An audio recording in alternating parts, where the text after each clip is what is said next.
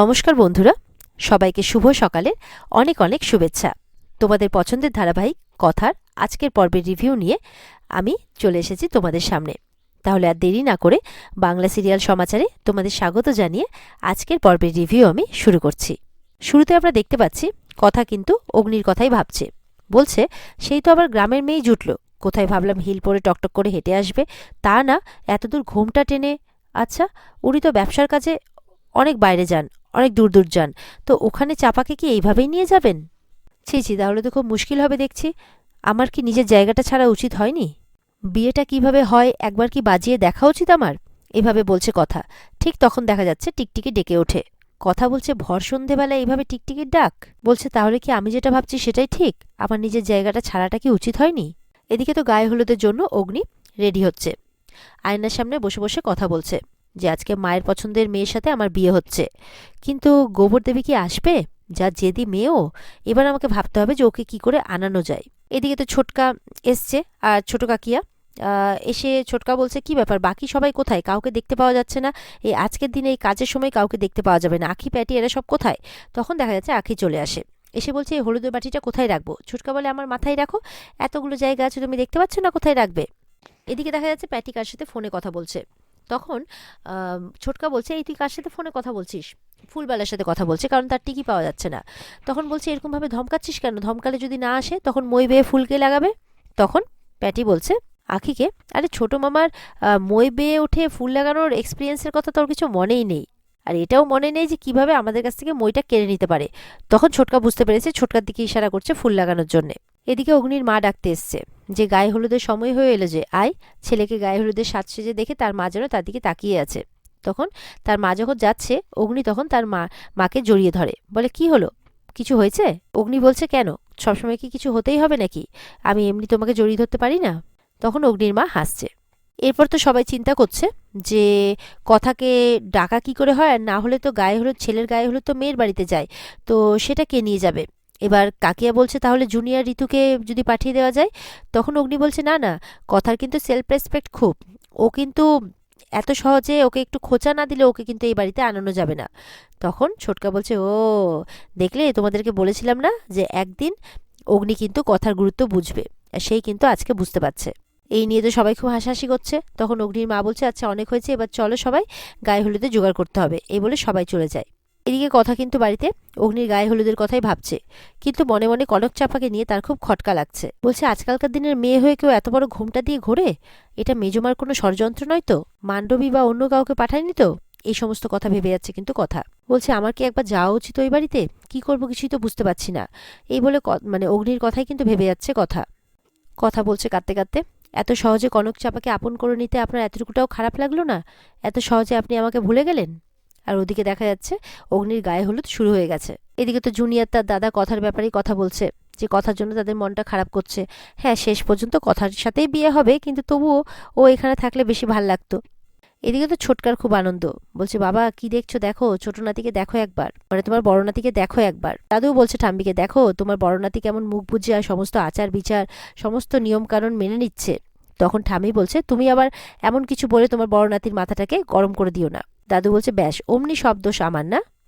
আর তুমি কোনো কিছু করলে কোনো কিছু নয়, সব কিছুতে দোষ শুধু আমারই হয়। এই নিয়ে দাদু ঠাম্মির মধ্যে ঝামেলা শুরু হলে ছোটকা তখন তাদেরকে শান্ত করে। এদিকে ঠাম্মি বলছে এবার তো গায়ে হলুদটা নিয়ে যাওয়ার ব্যবস্থা করতে হবে। তখন অগ্নির মাকে বললে, অগ্নির মা বলছে আমি কি করে যাব, তাহলে এদিককার কাজকর্মগুলো কি করে সামাল হবে? অগ্নি বলছে না না, কাউকে যেতে হবে না, আমি যাব, আমাকে দাও। এটা শুনে তো কায়দা কানুনের টিম আবার অগ্নির পেছনে লাগতে শুরু করে। তখন ঠাম্বিরা বলছে হলুদ যে ওর গায়ে ছোঁয়াতে হবে।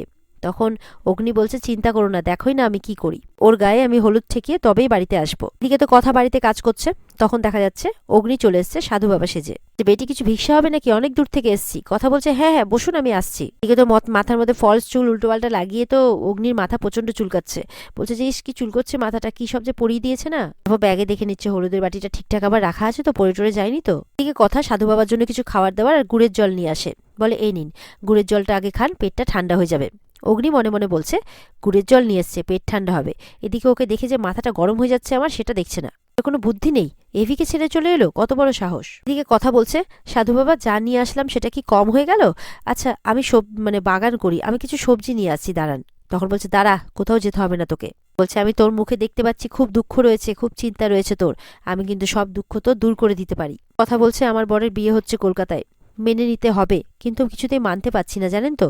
পেছনে তো অগ্নি হাসছে। এরপর তো অগ্নি একদম চিৎকার করে ওঠে, কোনো বউই তার বরের বিয়ে মেনে নিতে পারে না। গোবর, যেই বলতে যাবে বলে গোবর, বলে গোবরের গন্ধ বেরোচ্ছে এখান থেকে। বলে হ্যাঁ আমি আসলে বাগান করি তো, গোবর সার আছে, এনে দেবো আপনাকে, আপনার লাগবে? না একদম না, তোকে যেতে হবে, তোর শ্বশুরবাড়ি তোকে যেতে হবে। বলে গিয়ে ওই নতুন বউকে এক হাত দিতে হবে, তুই পারবি, চলে যা চলে যা শ্বশুরবাড়ি চলে যা। কথা বলছে আমি পারবো নাকি সাধু বাবা, আমার মধ্যে অত জোর নেই। তখন অগ্নি মনে মনে বলছে এ তো দেখছি ব্যাকফুটে নিয়ে চলে যাচ্ছে, না না একে একটু বুস্ট আপ করতে হবে। অগ্নি বলছে আমি দেখতে পাচ্ছি তোর মধ্যে আগুন আছে, যা চলে যা শ্বশুরবাড়ি, জ্বালিয়ে দে শ্বশুরবাড়ি, আগুন লাগিয়ে দে। বলে না না শ্বশুরবাড়ি জ্বালিয়ে দিবি না, মানে তুই আগুন লাগিয়ে দে, এই বিয়েটা হতে দিস না, তুই পারবি, আমি বলছি তুই পারবি। এরপরে তো সাধু বাবা সেজে কিছু ভুলভাল কাজ করে যাচ্ছে অগ্নি, এদিক ওদিক এটা ওটা ছিটাচ্ছে, আর কথা তো চুপ করে দাঁড়িয়ে দেখে যাচ্ছে। বলে হয়ে গেছে বেটি, সব কিছু শুদ্ধ করে দিয়েছি। বলে তোর পুরো বাড়ি শুদ্ধ করে দিয়েছি, আর একটা কাজ বাকি আছে। কথা বলছে কি? বলে শুদ্ধ করে দিতে হবে তোকে, দাঁড়া। অগ্নি অগ্নি কথাকে শুদ্ধ করার নামে হলুদ কিন্তু তার কপালে ছুঁয়ে দেয়, আর অগ্নির কাজ কমপ্লিট হয়। এরপর বলে যে ওই বর তোর, ওই ঘরও কিন্তু তোর, তোকে গোধূলি লগ্নের আগে ওই বাড়িতে গিয়ে কিন্তু পৌঁছতে হবে, যে করেই হোক। এই বলে অগ্নি ওখান থেকে হাসতে হাসতে চলে যায়। কথা মনে মনে ভাবছে তাহলে কি আমার যাওয়া উচিত। এদিকে জুনিয়র ঋতুকে নিয়ে প্ল্যান করছে প্রত্যয় আর অঙ্কিত।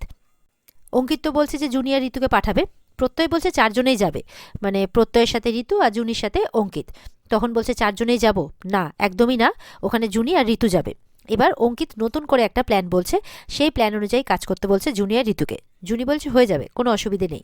এদিকে কথা তো কাজকর্ম করছে, আর গাছগুলোকে বলছে তোরাই আজ থেকে আমার সঙ্গী। কিন্তু ওদিকে যে বাবা বলে গেলেন যে আমাকে আমার জায়গা না ছাড়তে ওই বাড়িতে যেতে, তাহলে আমি কি করব? এই বলতে বলতে ওখানে জুনিয়র ঋতু এসে হাজির। বলে বাবা আজকে তোরা আবার সকাল সকাল আমার এখানে, আজকে তো ওই বাড়িতে বিশাল হইচই, তাহলে তোরা এখানে কি করছিস? কথা জুনিকে বলছে তুই না ওই বাড়ির বউ, কতটা দায়িত্ব কর্তব্য আছে তোর ওই বাড়ির প্রতি, কর্তা দাদু রাগ করবে, তুই কেন চলে এলি ওই বাড়ি থেকে? জুনি বলছে তুই একদম ঠিকই বলেছিস, আমি তো ওই বাড়ির বউ, আর সেই অনুপাতে আমার দায়িত্ব কর্তব্যও আছে, আমার তো থেকে যাওয়াটা উচিত ছিল, কিন্তু কি করব বল, তুইও তো আমার বোন, তোকে তো এইভাবে একা ছেড়ে দিতে পারি না। কথা তো বিরক্ত হয়ে ঘরে যাচ্ছে, তখন ঋতু বলছে তোকে আর কি বলবো বলতো কথা, ওইদিকে মানে জামাইবাবু আর কনকের মধ্যে যা সোহাগ বেড়েছে, এত তাড়াতাড়ি এত কাছাকাছি ওরা আসছে। তখন বলছে সোহাগ? বলে হ্যাঁ। ঋতু বলছে রোজ সকালে ওই কনকের চুল না আঁচড়ে আঁচড়ে বেঁধে দেয় অগ্নিদা, জানিস? আবার এভি নিজে গিয়ে ওর জন্য ব্রেকফাস্টও বানিয়ে দেয়, ঋতু বলছে। এই সমস্ত কথা শুনে তো কথা একবার এদিক একবার ওদিক এরকমই করছে। জুনি বলছে এমনকি তোর সমস্ত রেসিপিগুলো অগ্নিদা কনককে বানিয়ে বানিয়ে খাওয়ায়, কিন্তু অগ্নিদা একবারও তোর নাম নেয় না, জানিস? বলছে কফি খেয়ে দুজনে আবার ক্যাফেতেও চলে যায়, আর এখন তো আবার অগ্নিদার ভ্লগেও দেখা যায় কনককে, আজকে গায়ে হলুদ ছিল না, সে কি রোম্যান্টিক ব্যাপার, কি বলবো তোকে আর। কথা তো এগুলো শুনে খুব বিরক্ত হচ্ছে, বলছে তোর অগ্নিদা তো কফি খাওয়া শিখিয়েছে ওকে, তোর গাছ বারান্দায় দুজন মিলে কফি খায় আর গিটার বাজিয়ে গানও শোনায় অগ্নিদা কনককে। কিন্তু কথা কিন্তু আর শুনতে পাচ্ছে না, এবার ওদেরকে বলছে চুপ কর তোরা, অনেক হয়েছে। জানিস তো আজ সকালে না একজন বাবা এসেছিলেন, উনি বলছেন যে আমার জায়গা আমাকে না ছাড়তে, আর এত তাড়াতাড়ি ওই গ্রামের মেয়েটার সাথে ওই পাচক মশাই এতটা ঘনিষ্ঠ হয়ে গেলেন কি করে, ওনার মায়ের পছন্দের মেয়ে বলে? আচ্ছা ওই মেয়েটাও তো গ্রামের, এতদূর ঘোমটা টেনে রয়েছে, তাও ওকে কিছু বলছেন না উনি? যত প্রবলেম ওনার আমার সাথেই। কথা বলছে ছাড়বো না, নিজের জায়গা আমি কিছুতেই ছাড়বো না, সদ্য আমি বিচ্ছেদের পেপারে সই করে এলাম, আর এখনই উনি এতটা ঘনিষ্ঠ হয়ে যাচ্ছেন, আমি দেখাচ্ছি মজা। পেছনে তো জুনিয়রই তো হাসছে কথার কথা শুনে আর কি, কারণ তারা তো ওই প্ল্যান করে এসছে যে কথাকে নিয়ে যাবে সঙ্গে করে। কথা তো এবার ঘরের মধ্যে চলে যায় রেগে, তারপরে হাতে করে একটা বটি নিয়ে আসে। কথা বলছে দেখি এবার উনি কি করে ওই কনক চাপাকে বিয়ে করেন, এটা আমি কিছুতেই হতে দেব না। বলে মা আনন্দী আজ তুমি আমার পাশে থেকো, আজ কনক চাপার একদিন কি আমার একদিন। আর এখানে আজকের পর্ব শেষ হয়ে যায়। তো বন্ধুরা এই ছিল আজকের পর্বের রিভিউ। যদি ভালো লেগে থাকে তাহলে অবশ্যই কিন্তু পর্বকে লাইক কমেন্ট আর সাবস্ক্রাইব করতে ভুলবে না চ্যানেলকে। আর এই পর্বের পুরো এপিসোড দেখতে অবশ্যই কিন্তু তোমরা স্টার জলসার পর্দায় চোখ রাখবে। তাহলে দেখা হচ্ছে আগামীকালকে, ততক্ষণ সবাই ভালো থাকবে।